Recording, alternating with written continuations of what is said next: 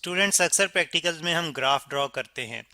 तो यहाँ पे फिर हम ग्राफ को डिस्कस करेंगे और डिटेल में डिस्कस करेंगे और देखेंगे कि ग्राफ्स जो है असल में हमें क्या रिप्रेजेंट करते हैं और किस तरह से हम उनको ड्रॉ करते हैं। ग्राफ जैसे कि हम जानते हैं एक क्वांटिटी का दूसरी क्वांटिटी के लिहाज से रिलेशन डिफाइन करते हैं, यानी कि उस एक क्वांटिटी के लिहाज से दूसरी क्वांटिटी में चेंज किस तरह से आ रहा है। यहाँ पे आप देख रहे हैं टाइम और वेलोसिटी के दरमियान ग्राफ। इसमें आप देखते हैं कि टाइम के लिहाज से वेलोसिटी में पहले तो यूनिफॉर्म इंक्रीज आता है, यानी कि वो टाइम के इक्वल इंटरवल्स में इक्वली बढ़ रही है। फिर उसके बाद यहाँ से यहाँ तक वेलोसिटी में कोई तब्दीली नहीं आ रही, यानी कि वेलोसिटी कांस्टेंट है। फिर यहाँ से यहाँ तक यानी कि टाइम के इस इंटरवल के लिए, इन वक्फों के लिए वेलोसिटी कांस्टेंट है। फिर वेलोसिटी में डिक्रीज आना शुरू होता है और ये कांस्टेंट यूनिफॉर्म डिक्रीज है, यानी कि वक्त के टाइम के इक्वल इंटरवल्स में वेलोसिटी इक्वली डिक्रीज हो रही है। तो आपने देखा कि टाइम के लिहाज से ग्राफ रिप्रेजेंट कर रहा है चेंज इन वेलोसिटी को। तो इस तरह से हमने देखा कि ग्राफ जो है किसी एक क्वांटिटी का में चेंज किसी दूसरी क्वांटिटी के लिहाज से रिप्रेजेंट करता है। हम ये भी कह सकते हैं कि ग्राफ किसी दो क्वांटिटीज़ का आपस में रिलेशन बताता है।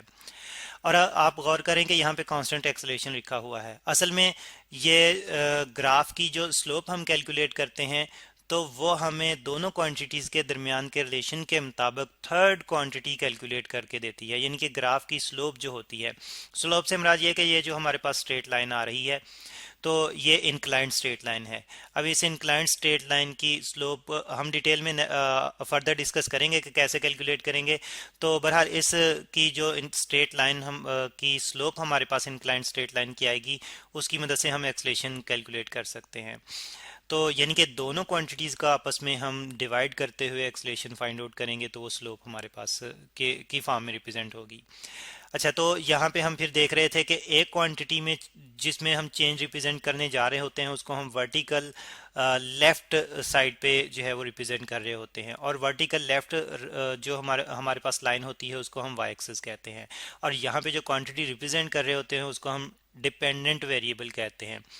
बॉटम हॉरिजॉन्टल लाइन जो होती है उसको हम एक्स एक्सिस कहते हैं। इस पे हम दूसरी क्वांटिटी को रिप्रेजेंट करने जा रहे होते हैं, वो जिसके लिहाज से चेंज हम रिप्रेजेंट कर रहे हैं। तो जिसके लिहाज से हम चेंज रिप्रेजेंट कर रहे होते हैं उसको एक्स एक्सिस पर रिप्रेजेंट करते हैं और इस क्वांटिटी को हम इंडिपेंडेंट वेरिएबल कहते हैं। कुछ ग्राफ्स में हम इंडिपेंडेंट क्वांटिटी को वाई एक्सिस पर और डिपेंडेंट को एक्स एक्सिस पर भी लेते हैं। ऐसा इसलिए करते हैं क्योंकि उनकी अगर हम वैसे उनको जो है वो प्लॉट करें, यानी कि इंडिपेंडेंट को एक्स एक्सिस पर रखते हुए और डिपेंडेंट को वाई एक्सिस पर ही रखते हुए तरीकाकार के मुताबिक, तो उनकी जो स्लोप आएगी उस स्लोप का इन्वर्स जो है वो हमें क्वांटिटी के दरमियान का रिलेशन यानी कि थर्ड क्वांटिटी देता है। तो फिर हम स्लोप का इन्वर्स फाइंड आउट करने से बचने के लिए हम क्वांटिटीज को ही उलट ले लेते हैं एक्सिस के मुताबिक। तो ड्रॉ करने के लिहाज से तो फर्दर डिस्कस करेंगे। सबसे पहले ग्राफ की टाइप्स की बात कर लेते हैं। यहाँ पे आप देख रहे हैं ये स्ट्रेट लाइन ग्राफ है और जिस पेपर पर ये ड्रॉ किया गया है वो स्क्वायर बॉक्स पेपर है। यहाँ पे आप देख रहे हैं ये एक्सपोनेंशियल ग्राफ है और ये भी जिस पेपर पर ड्रॉ किया गया है वो ग्राफ पेपर भी स्क्वायर बॉक्स पेपर है। लेकिन पेपर के लिहाज से ही बात करें तो हमारे पास लॉगरिथमिक ग्राफ पेपर भी होता है जो यहाँ पे आप देख रहे हैं। कुछ स्पेशल पर्पस ग्राफ पेपर भी होते हैं और मोस्टली इंजीनियरिंग में इस्तेमाल होते हैं, इसलिए उनको इंजीनियरिंग ग्राफ पेपर्स कहा जाता है। और semi logarithmic scale graph paper भी होता है, यानी कि उसकी एक साइड पर तो लॉगरिथमिक चेंज होता है, दूसरी साइड पे लीनियर चेंज ही होता है। ये दोनों, इसमें दोनों एक्सेस जो है उन पे लॉगरिथम के लिहाज से जो है वो रिप्रेजेंट किया जा रहा है स्केल। अब हम ग्राफ प्लॉट करने की बात करते हैं, देखते हैं ग्राफ किस तरह से प्लॉट किया जाता है। सबसे पहले तो हम दो क्वांटिटीज जिनका दरमियान ग्राफ प्लॉट करना है उनका डाटा एक्सपेरिमेंट की मदद से फाइंड आउट करते हैं, यानी कि उनकी कुछ वैल्यूज फाइंड आउट करते हैं एक्सपेरिमेंटली। यहाँ पे आप देख रहे हैं मैंने W जो कि लोड को रिप्रेजेंट कर रहा है, X जो कि एक्सटेंशन लंबाई में इजाफे को रिप्रेजेंट कर रहा है, एक्सपेरिमेंटली इसका डाटा यहाँ पे नोट किया हुआ है, ग्राफ पेपर में मेरे पास है। अब सबसे पहले इन क्वांटिटीज़ को देखते हुए और एक्चुअली इनके दरमियान डिफरेंसेस को देखते हुए, यानी कि पहले एक वैल्यू और उससे अगली वैल्यू के दरमियान का डिफरेंस देखते हुए, और हम इस तरह से डिफरेंस लेंगे कि अगर तो डिफरेंस यूनिफॉर्म आ रहा है, जैसे कि यहाँ पे अगर आप गौर करें तो डिफरेंस यूनिफॉर्म ही है। 1000 डाइन्स के बाद 98,000 डाइन्स का अगर हम डिफरेंस देखें तो 49,000 ही बनता है। फिर 147,000 और 98,000 डाइन्स का डिफरेंस देखें तो वो भी 49 डाउन्स ही बनता है। अगर डिफरेंस यूनिफॉर्म आ रहा है तो उसी डिफरेंस को बुनियाद बनाते हुए भी हम स्केलिंग कर सकते हैं। और अगर डिफरेंस यूनिफॉर्म नहीं आ रहा तो हम सारी क्वांटिटीज में डिफरेंस देखते हुए एक एवरेज डिफरेंस एडजस्ट करते हैं और उसकी मदद से हम स्केलिंग करते हैं। अब स्केलिंग असल में होती क्या है? तो स्टूडेंट्स, हमारे पास ग्राफ पेपर पे स्केयर बॉक्सेस होते हैं, नंबर ऑफ स्केयर बॉक्सेस होते हैं, या फिर हम लेंथ की फॉर्म में डाटा रिप्रेजेंट कर सकते हैं ग्राफ पेपर पे। हम अगर डाइन्स हैं तो वो ग्राफ पेपर पे डाइन्स के यूनिट हम रिप्रेजेंट नहीं कर सकते, सिर्फ लिख सकते हैं। तो फिर हमने क्वांटिटीज को नंबर ऑफ बॉक्सेस के लिहाज से फिक्स करना होता है, फिर उस फिक्सिंग के मुताबिक यानी कि रिलेट करना होता है, फिर उसी फिक्सिंग के मुताबिक हम वैल्यूज एडजस्ट करते जाते हैं। हम ये भी कर सकते हैं, यानी कि हम इसको इस तरह से भी डिफाइन कर सकते हैं कि नंबर ऑफ बॉक्सेस क्वांटिटी की फिक्स वैल्यू को रिप्रेजेंट करेंगे, और ये हम डिफाइन कर देंगे कि कितने नंबर ऑफ बॉक्सेस कितनी क्वांटिटी की वैल्यू को जो है वो रिप्रेजेंट करें। आप देख रहे हैं एक्स एक्सिस के लिहाज से मैंने लोड को जो है वो लेना है। तो मैंने एक बिग स्केयर को, स्टूडेंट्स, यहां से लेकर यहां तक एक बिग स्केयर, फिर यहां से यहां तक एक बिग स्केयर, तो मैंने एक बिग स्केयर को 49 किलो डाइन्स यानी कि 49,000 डाइन्स के बराबर रखा है। तो जैसे कि मैंने बात की थी, डिफरेंस यूनिफॉर्म है सारी वैल्यूज के दरमियान, इसलिए मैंने उसी डिफरेंस को बुनियाद बनाते हुए उसको एक बिग स्केयर के बराबर रख दिया, यानी कि हर एक बिग स्केयर 49 किलो डाइन्स को रिप्रेजेंट करता जाएगा। 0 से 49 किलो यहाँ तक आ गया, 49 से फिर आगे 98 आ जाएगा, फिर आगे 147 आ जाएगा, फिर आगे 196 किलो डाइन्स आ जाएगा। तो इस तरह से एक्स एक्सिस के लिहाज से डाटा प्लॉट हो जाएगा। आप देख रहे हैं वाई एक्सिस के लिहाज से एक्सटेंशन में भी जो डिफरेंस है वो यूनिफॉर्म ही है, 2 2 के बाद 4 4 के बाद 6 और 6 के बाद 8। तो इसी डिफरेंस को बुनियाद बनाते हुए हम एक बिग स्केयर को एडजस्ट कर लेंगे।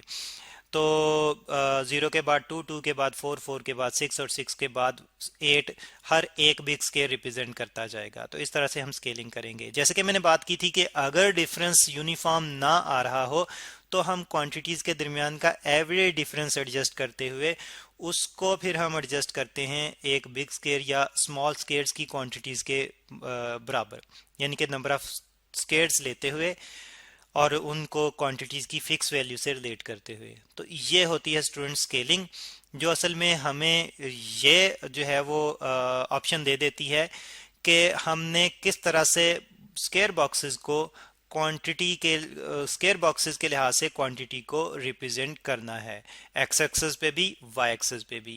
और स्टूडेंट्स, मैंने यहाँ पे स्केलिंग जो है वो साइड पे लिखी हुई है, लेकिन याद रखें आपने स्केलिंग ग्राफ पेपर पे ही लिखनी होती है। एग्जामिनर आप पे ग्राफ पेपर से पे ही स्केलिंग जो है वो देखेगा।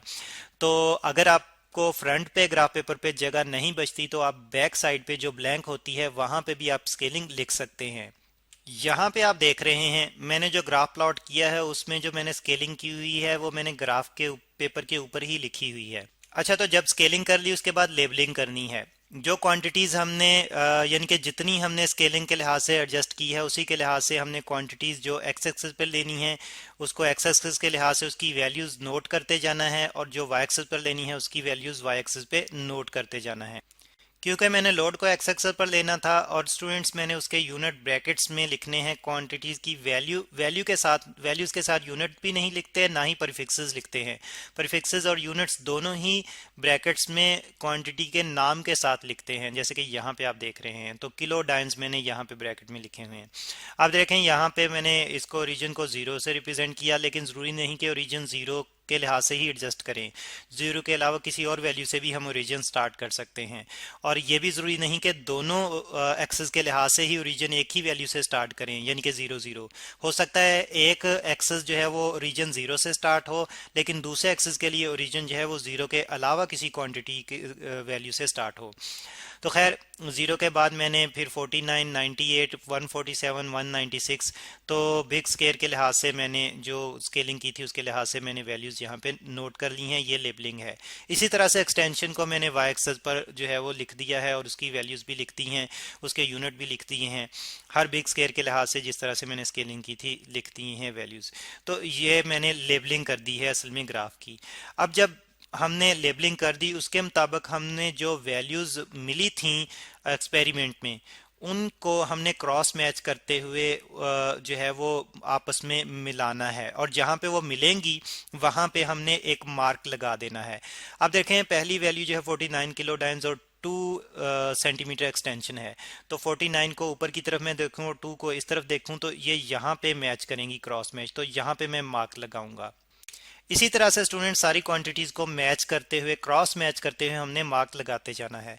फिर इन मार्क्स को ज्वाइन करेंगे। जैसे कि आप यहाँ पे देख रहे हैं मैंने ज्वाइन किया तो एक इस केस में तो एक स्ट्रेट लाइन आ रही है। तो याद रखें अगर मार्क्स जो हैं बिल्कुल एक स्ट्रेट लाइन में नहीं आ रहे तो आपने फ्री हैंड ड्राइंग करनी है और स्मूथ ड्राइंग करनी है। स्मूथ ड्राइंग से मुराद ये है कि एक के बाद दूसरे पॉइंट से स्ट्रेट लाइन से नहीं मिलाते जाना, बल्कि अगर पॉइंट जो हैं वो बिल्कुल स्ट्रेट लाइन में नहीं आ रहे तो जिस तरह का जो है वो पैटर्न यानी कि जिस तरह का बिहेवियर ओवरऑल बन रहा है उसके मुताबिक देखें। आप देखें कि इस तरह से मैंने स्मूथली देखा कि ये असल में इस तरह से कर्व सा बनता जाएगा।